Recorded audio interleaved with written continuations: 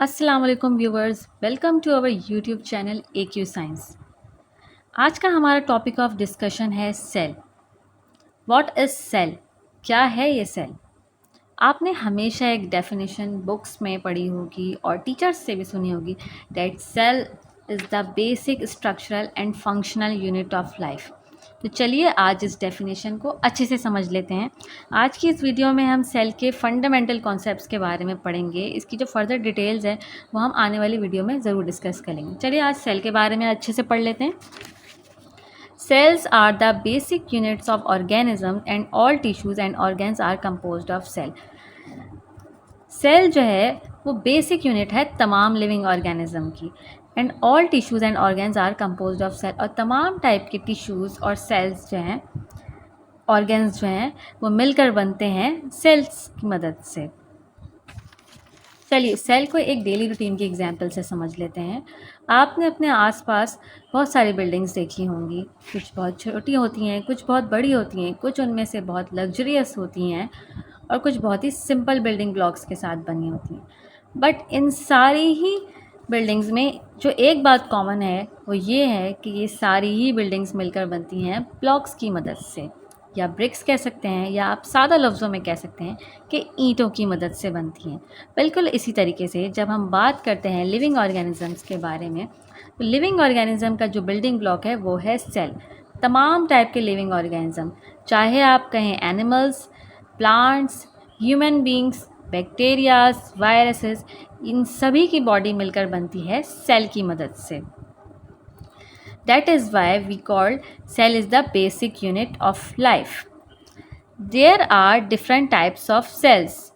Cell की बहुत सारी किस्में होती हैं। Cells can either be prokaryotic और यूकैरियोटिक। अच्छा, सेल के प्रोकैरियोटिक और यूकैरियोटिक से पहले मैं आपको एक छोटा सा कॉन्सेप्ट समझाऊं।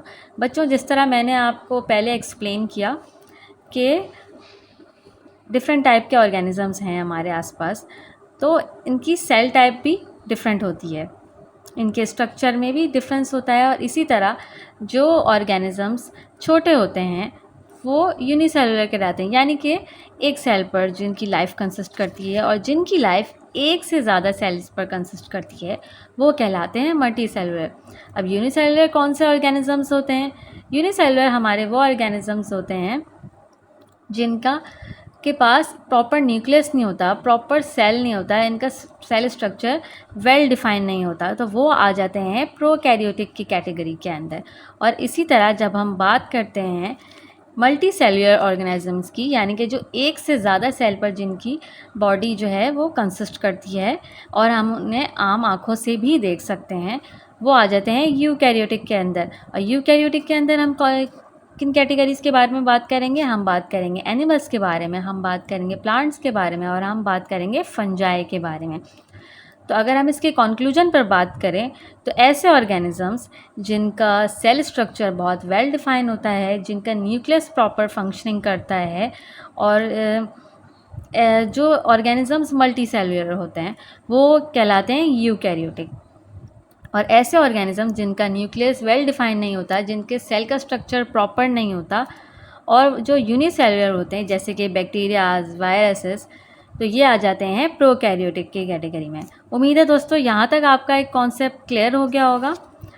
अब हम बात करते हैं plant cells are generally a cubical shape while animal cells are usually spherical.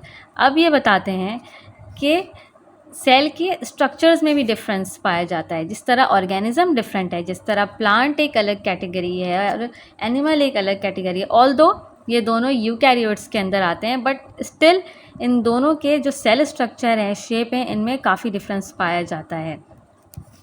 मैं आपको इसकी एग्जांपल यहाँ पर शो कर देती हूँ। This is the structure of an animal cell. ये एक एनिमल सेल का स्ट्रक्चर है। मैंने जिस तरह आपको बताया, ऑल्दो ये यूकैरियोट्स की कैटेगरी के अंदर आता है एनिमल सेल, बट इसका जो शेप है वो डिफरेंट है। ये स्फेरिकल शेप में होता है। इसके जो ऑर्गेनील्स हैं, यानी कि सेल भी जिन मटेरियल्स से मिलकर बनता है, सेल खुद भी बहुत सारे ऑर्गेनील्स से मिलकर बनता है। ये बात बिल्कुल वजह है कि सेल खुद एक माइक्रोस्कोपिक जो है वो एलिमेंट है, बट ये ख़ुद भी बहुत सारे ऑर्गेनील्स से मिलकर बनता है और ये इसके ऑर्गेनील्स हैं। फर्दर हम इनको हम साइटोप्लाज्मिक ऑर्गेनील्स कहते हैं। फर्दर हम साइटोप्लाज्मिक ऑर्गेनील्स के बारे में भी आगे बात करेंगे, बट बेसिक अभी हमें सेल के बारे में पढ़ना है। सेल के फंडामेंटल कॉन्सेप्ट को पहले हमें समझना है। अच्छा, अब हम बात कर लेते हैं कि ये प्लांट सेल किस तरह के शेप में पाया जाता है। जिस तरह मैंने बताया था, plant cells are cubical in shape, तो आप इसका शेप दे सकते हैं कि प्लांट सेल और एनिमल सेल के स्ट्रक्चर में कितना डिफरेंस है। स्ट्रक्चर में डिफरेंस होने की वजह से इनके कुछ ऑर्गेनील्स में भी डिफरेंस पाया जाता है, क्योंकि ऑब्वियस सी बात है कि प्लांट जो है एक डिफरेंट कैटेगरी से फंक्शन करता है और एनिमल्स और ह्यूमन बींग्स डिफरेंट होते हैं। दैट इज़ वाई इनके सेल के स्ट्रक्चर में भी डिफरेंस पाया जाता है। चलिए व्यूअर्स, अब बात कर लेते हैं कि सेल के अंदर क्या पाया जाता है। सेल के अंदर डीएनए पाया जाता है और सेल अपने आप को रीजनरेट कैसे करते हैं। This information is known as hereditary information and it contains with DNA. Cell के अंदर क्या पाया जाता है? डीएनए। अब डीएनए के बारे में मैं आपको फर्दर डिटेल में बताऊंगी। ये एक हेरिडिटरी मटेरियल होता है जो हर सेल के अंदर पाया जाता है, चाहे वो बैक्टीरिया का सेल हो, चाहे वो एनिमल का सेल हो या वो प्लांट का सेल हो। हेरिडिटरी का मतलब ये होता है कि ये वो क्वालिटीज़ होती हैं जो एक पर्टिकुलर जेंडर या पर्टिकुलर आप ये कह लें कि इनका जो किंगडम होता है या इनकी जो स्पीशीज़ होती हैं, उनकी जो क्वालिटीज़ जो हैं वो एक से दूसरे में, जिस तरह आपने देखा होगा कि अपनी फैमिली में देखा होगा कि जो एक बच्चा होता है उसकी बहुत सारी कैरेक्टरिस्टिक्स उसके फादर से या उसकी मदर से मिल रही होती हैं। उसके रीज़न ये होता है कि वो जो डीएनए जो हेरिडिटरी मटेरियल है, क्योंकि वो उनका ऑफ स्प्रिंग है, तो दैट इज़ वाई, यानी कि उनकी औलादों में से है या उनकी नस्ल में से है, तो जो उनकी जनरेशन होती है वो ये हेरिडिटरी जो मटेरियल होता है वो जनरेशन वाइज ट्रांसफ़र होता है। Is passed from parent cell to daughter cell. अच्छा, यहाँ पे डॉटर सेल का मीनिंग मैं आपको बता दूँ। यहाँ पे डॉटर सेल्स का मतलब बिल्कुल ये नहीं है कि लड़कियों के बारे में बात हो रही या बेटियों के बारे में बात हो रही। यहाँ पे डॉटर सेल का मतलब ये है कि डुप्लीकेट सेल्स, वो मज़ीद सेल्स जो प्रोड्यूस करता है ड्यूरिंग सेल डिवीजन। अच्छा, फर्दर जो है माइटोसिस एंड मियोसिस का प्रोसेस होता है, जिसे हम सेल डिवीजन का प्रोसेस कहते हैं, वो आगे आप डिटेल में समझेंगे। The contents of cells from similar species are basically the same. अच्छा, जो सिमिलर स्पीशीज़ होती हैं, आमतौर पर जो उनके सेल्स भी होते हैं वो भी एक जैसे होते हैं। Cells are the smallest form of life, the functional and structure unit of all living things. Our body contains several million cells organized into over 200 major types. अब ये बता रहे हैं कि हमारी बॉडी जो है डिफरेंट टाइप के सेल्स जो है कंटेन करती है। अब हमारी बॉडी से यहाँ पे मुराद सिर्फ ह्यूमन बींग्स नहीं है, यहाँ पे एनिमल्स भी हैं, यहाँ पे प्लांट्स भी हैं, यहाँ पे बैक्टीरिया भी हैं और यहाँ पे फंजाई की बात भी हो रही है। तो ये कहना चाह रहे हैं कि इतने डिफरेंट टाइप के सेल्स से जो मिलकर एक लिविंग ऑर्गेनिज्म की बॉडी बनती है।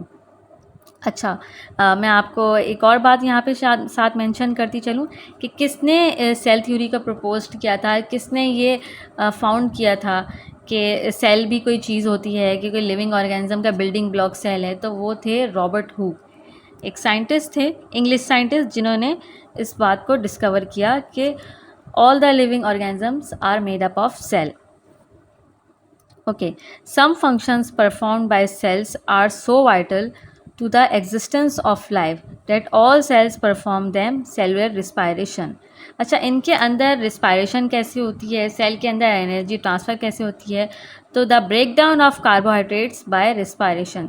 अच्छा, कार्बोहाइड्रेट्स ब्रेक डाउन होता है, जैसे हम अपना फूड का इंटेक करते हैं, तो जैसे आप रोटी खाते हैं, आप चावल खाते हैं, तो जो इस टाइप का भी हम न्यूट्रिशन इंटेक करते हैं, उसके अंदर से जो कार्बोहाइड्रेट की ब्रेक डाउन होती है और सेल के अंदर जो है वो रिस्पायरेशन होती है, यानी कि सेल की लिविंग के लिए ये इंपॉर्टेंट है कार्बोहाइड्रेट।